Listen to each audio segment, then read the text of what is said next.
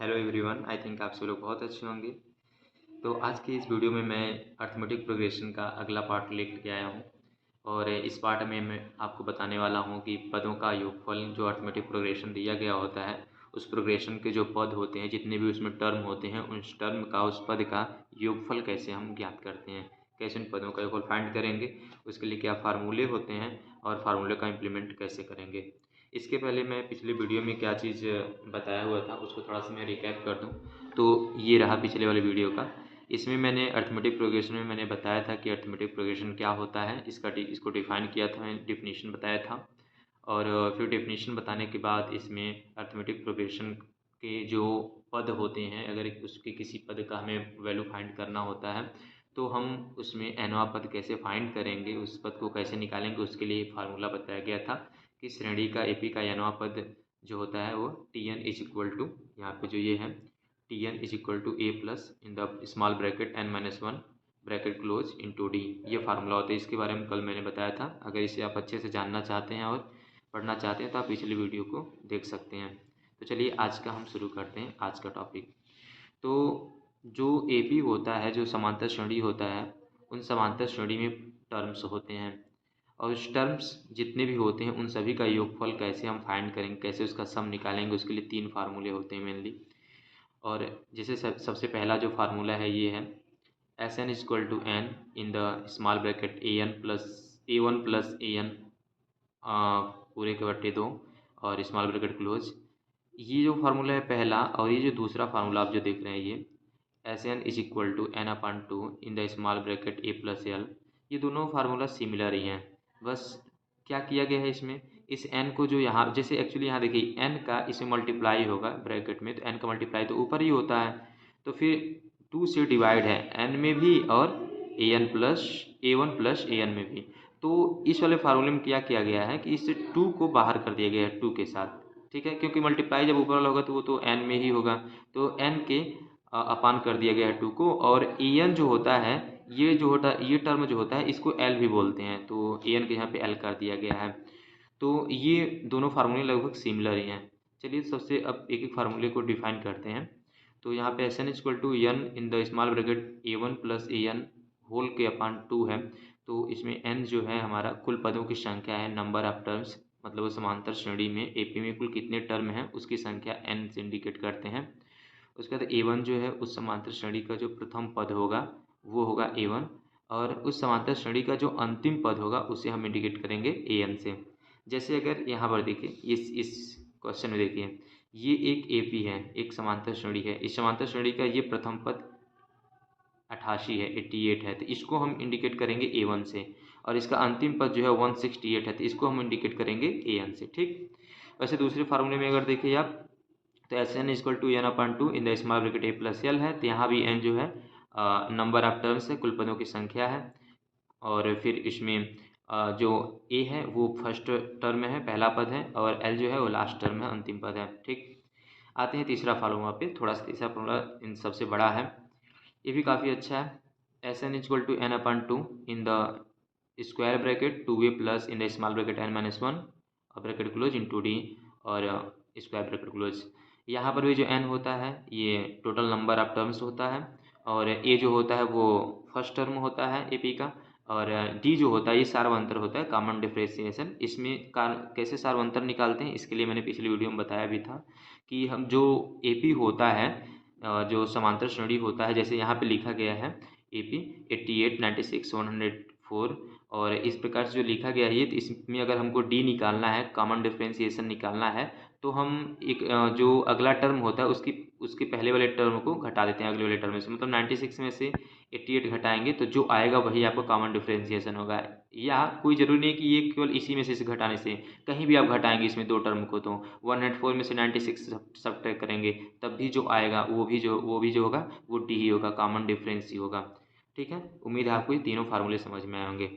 चलिए, तो केवल फार्मूले समझ लेने से कुछ नहीं होने वाला है, सबसे ज़रूरी बात यह है कि अब इन फार्मूले का इम्प्लीमेंटेशन कैसे होगा। इसके लिए हमने 2 एग्जाम्पल लेकर के आया है, और दोनों एग्जाम्पल एक दूसरे से काफ़ी डिफरेंट हैं, काफ़ी भिन्न हैं। तो सबसे पहला जो एग्जाम्पल है, ये समझिए, ये जो एग्जाम्पल दिया गया है, ये एग्जाम्पल जैसे खाना एकदम पका पकाया मिला हुआ है, बस उसको उठा करके मुंह में डालना है, समझिए, ऐसे समझिए।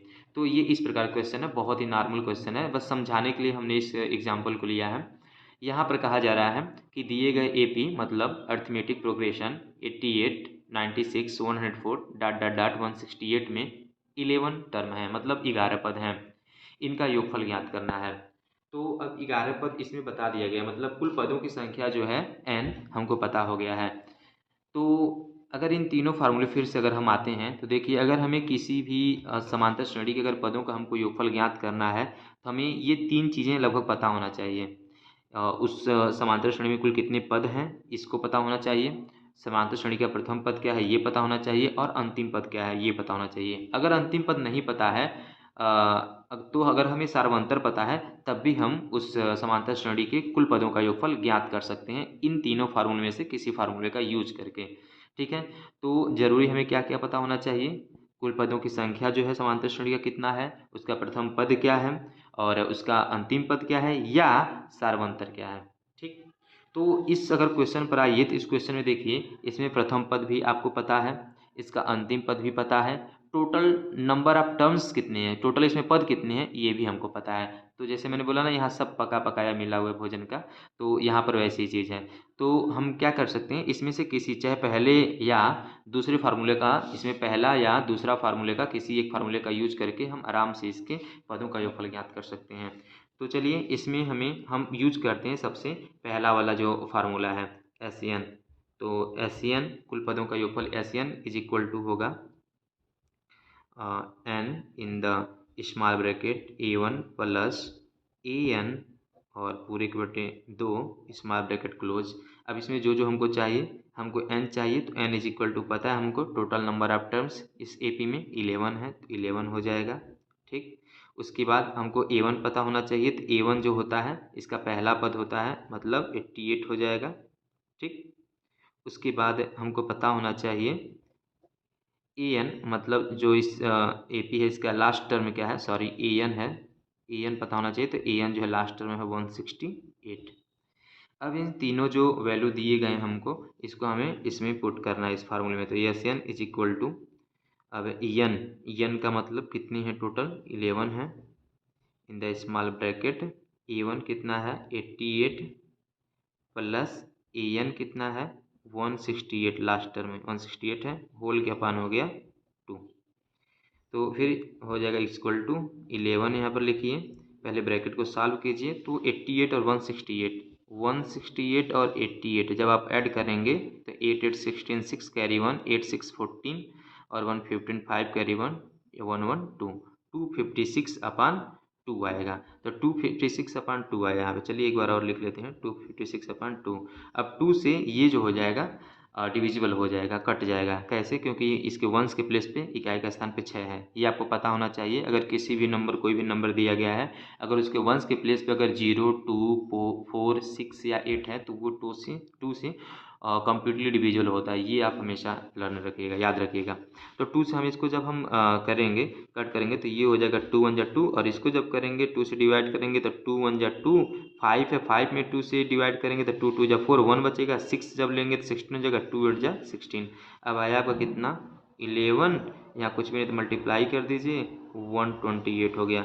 अब 128 में 11 से मल्टीप्लाई कर देते हैं, तो 11 का 8 में पहले मल्टीप्लाई करें, पूरा एक ही बार कहते हैं, तो 11 8 जा 88 को 8 कैरी बचा 1, और कैरी बचा 8, 88 को 8 कैरी बचा 8, 11 2 जा 22, 22 में 8 ऐड करेंगे तो हो जाएगा 30, तो 30 को हो जाएगा 0, कैरी बचा 3, और 11 1 जा 11, और इसमें 3 ऐड करेंगे तो 11 और 3 होता है कितना 14, तो हो जाएगा 1408, 1408, ये हो जाएगा आपका आंसर। तो मतलब जो टोटल इसके जो एपी जो दिया गया है, इस एपी के जो टोटल टर्म है उनका जब हम सब निकालेंगे तो 1408 आएगा। ठीक, चलिए ये तो हो गया। अब आते हैं अगला क्वेश्चन। ये क्वेश्चन कुछ ज़्यादा शानदार है और कंपटीशन एग्जाम के लिए काफ़ी महत्वपूर्ण है। तो इसमें देखिए हमें क्या क्या पता है और क्या पता होना चाहिए। ये भी एक एपी है, एक समांतर श्रेणी है। इसका फर्स्ट टर्म -50 दिया हुआ है, और ऐसे ही अगला जो टर्म है -44, -38, और यहाँ पर जो लास्ट टर्म दिया हुआ है 2044 दिया गया है। ये लास्ट टर्म है, याद रखना है। इसका हमें जो है पूरा हमारा सम कितना है, हमें इसका सम जो है फाइंड करना है कि इसका सम कितना होगा। तो इसका सम फाइंड करने के लिए तो हम ये सोचेंगे कि हमको सम अगर फाइंड करना है तो हमको n पता होना चाहिए, मतलब टोटल नंबर ऑफ टर्म पता होना चाहिए। लेकिन इसमें कहीं भी कुल कितने टर्म है ये कहीं दिया हुआ नहीं है, तो मतलब सबसे पहले ज़रूरी हमको ये है कि n फाइंड करें, ठीक है। और उसके बाद क्या क्या क्या दिया हुआ, चलिए n नहीं फाइंड, n हमको नहीं दिया हुआ है, n हमको पता नहीं है तो हम रुक जाते हैं, ठीक है, हमको n नहीं पता है। प्रथम पद हमको पता है, तो हाँ पता है, -50 है, ठीक। उसके बाद हमें क्या पता होना चाहिए, अंतिम पद या सार्वंत्र डी पता होना चाहिए। तो यहाँ पर अंतिम पद 2044 दिया हुआ है, और सार्वंत्र निकालने के लिए हम सेकंड में से फर्स्ट को हम सब्ट्रैक्ट भी कर सकते हैं, तो हमारा निकल जाएगा सार्वंत्र भी। एक बात जरूर माइंड में रखना है, कभी भी जब हमको अगर हमें फाइंड करना है, टोटल इसमें कितने पद हैं, तो उस टोटल पद को फाइंड करने के लिए हमें सार्वंतर बिल्कुल ज़रूरी है। तो इसलिए सबसे पहले हम n फाइंड करते हैं, तो n फाइंड करने के लिए हम क्या करेंगे, सार्वंतर निकालेंगे। तो d निकालेंगे सबसे पहले यहाँ पे। तो जब हम यहाँ पे d निकालेंगे तो d इज इक्वल टू होता है सेकेंड A2 माइनस A1। तो A2 कितना है, -44 माइनस A1, तो A1 कितना है, -50 है। अब -44 और ये माइनस माइनस प्लस हो जाएगा, +50 हो जाएगा। तो +50 में से -44 जब सब्ट्रैक्ट होगा तो आएगा 6। कहने का मतलब ये है कि सार्वंतर आया इसमें टोटल 6। अब हमें पता करना है कि इसमें टोटल कितने n हैं। अगर हमें n की वैल्यू फाइंड करना है तो n फाइंड करने के लिए हम करते क्या हैं, देखेंगे लास्ट टर्म कितना है। लास्ट टर्म है 2044, ठीक। उसके बाद हम देखेंगे कि इसका जो फर्स्ट टर्म है वो कितना है। तो फर्स्ट टर्म है -50, कितना है, -50 है। तो -50 को हम करेंगे क्या, इसमें से सब्ट्रैक्ट कर देंगे। तो 2044 में से -50 को सब्ट्रैक्ट करेंगे। तो और सब्ट्रैक्ट करने के बाद जितना भी आएगा उसमें हम क्या करेंगे, 6 से डिवाइड करेंगे। आपके माइंड में ये आ रहा होगा कि क्यों हम 6 से ही डिवाइड कर रहे हैं। 6 से डिवाइड इसलिए कर रहे हैं क्योंकि हर जगह जो डिफरेंस आ रहा है वो 6 से ही आ रहा है। तो इसलिए हमें ये पता करना है कि इसमें कुल कितने टर्म हैं, तो हमें 6 से ही डिवाइड करना पड़ेगा, ठीक है ना। अब कितना में डिवाइड करना पड़ेगा, इसके लिए मैंने बताया कि सबसे पहले लास्ट वाला टर्म लिख लीजिए। लास्ट वाले टर्म में से जो फर्स्ट वाला टर्म है इसको सब्ट्रैक्ट करिए, और उसके बाद जितना का डिफरेंस आ रहा है उससे उसमें डिवाइड करिए। अब जितना यहाँ पर आएगा वही जो होगा वही n होगा। लेकिन हाँ, एक बात और याद रखना है, वही n नहीं होगा, उसके लिए हमें एक काम और करना है। चलिए सबसे पहले हम इसको सॉल्व करते हैं। तो इसको जब सॉल्व करेंगे तो ये आ जाएगा हमारा, ये माइनस माइनस प्लस हो जाएगा, तो हो जाएगा 2094/6। अब जब डिवाइड करेंगे आप तो आपको मिलेगा 349, ठीक। तो 349 मिलेगा हमें। तो इसका मतलब इसमें टर्म जो है 349, यहाँ से 349 बार में ये डिवाइड हुआ। लेकिन हमें पहला टर्म हमारा इसमें इंक्लूडेड नहीं है, ठीक है, बात समझिए। इसमें पहला टर्म हमारा इंक्लूडेड नहीं है क्योंकि इसको मैंने पहले ही क्या कर चुका है, यहाँ पर सब्ट्रैक्ट कर चुका है। तो इसलिए इस टर्म को भी इसमें क्या कर लेंगे, ऐड कर लेंगे। 1 टर्म है तो हमारा टोटल जो टर्म हो गए इस AP में कितना हो गए, 350, ठीक। तो कहने का मतलब ये है कि हमको जो है n का वैल्यू फाइंड हो गया, ठीक है। अब n का वैल्यू जब हमें फाइंड हो गया तो हम यहाँ पर फार्मूला कोई भी यूज कर सकते हैं। तो हम फार्मूला इसमें यूज कर लेते हैं ये वाला, चलिए लास्ट वाला फार्मूला यूज करते हैं, थर्ड वाला। तो फार्मूला होता है SN is equal to n/2 और इन the square bracket 2a plus n-1 small bracket close d फिर स्क्वायर ब्रैकेट। अब यहाँ पे n हमको मिला कितना, 350, और क्या चाहिए इसमें, a चाहिए। a मतलब A1 जो हमारा फर्स्ट टर्म है -50, एंड इसमें चाहिए हमको d सार्वंतर। तो -44 में से जब हम घटाएंगे -50 को तो आएगा 6। अब इस जो भी है इसी को हम क्या करेंगे, इसमें पुट करेंगे। तो जब पुट करेंगे तो हमारा SN इज इक्वल टू होगा, n वैल्यू रखना है 350/2 इन the square bracket 2 into -50 plus n का वैल्यू 350 -1 राउंड ब्रैकेट या small bracket close into D का वैल्यू है हमारा कितना 6। ओके, अब अगला स्टेप में करते क्या है, चाहे तो इसको डिवाइड कर सकते हैं यहाँ पे। तो यहाँ पे जब हम डिवाइड करेंगे तो आएगा 350 में 2 से तो आएगा 175, और फिर ये स्क्वायर ब्रैकेट ऐसे रहने देते हैं। यहाँ हो जाएगा 2 इंटू -50 प्लस, इसको सॉल्व करते हैं तो हो जाएगा 340। 350 में से जब हम सब्ट्रैक्ट करेंगे माइनस तो हो जाएगा 349 इंटू 6। ओके, अब 349 इंटू 6 हो गया। अब क्या करेंगे हम 175 इसको सॉल्व कर लेंगे। तो जब इसको सॉल्व करेंगे तो पहले मल्टीप्लाई करेंगे तो 50 में 2 से मल्टीप्लाई करेंगे तो हो जाएगा -100, फिर प्लस इसका मल्टीप्लाई करेंगे। जब इसका मल्टीप्लाई करेंगे तो ये जो है आ जाएगा आपका 2094 आएगा, 2094। ठीक है, अब जब हम इसमें से जब -100 करेंगे तो आ जाएगा 1994। ठीक है, ये आया हमारा, ये जो हम पूरा जो सॉल्व किए इसका वैल्यू आया तो हो जाएगा इंटू 1994। ओके, अब 175 में जब 1994 जब हम मल्टीप्लाई करते हैं तो मल्टीप्लाई कर लीजिएगा तो इसका वैल्यू आएगा 3,48,950। तो इस प्रकार से जो ये हमारा आंसर हो जाएगा। इस प्रकार जो हमारा ये एपी दिया हुआ है, जो समांतर श्रेणी दिया हुआ है, उसका जो है ये सम आ गया। तो उम्मीद है आप सभी को ये समझ में आया होगा।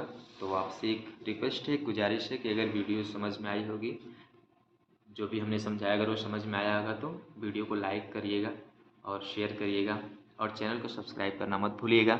मिलते हैं नेक्स्ट वीडियो में ऐसे ही बेहतरीन क्वेश्चन को लेकर के, जो आने वाले जो कंपटीशन एग्ज़ाम्स हैं जो आप सभी के, उसके लिए काफ़ी महत्वपूर्ण साबित हो। Okay, bye.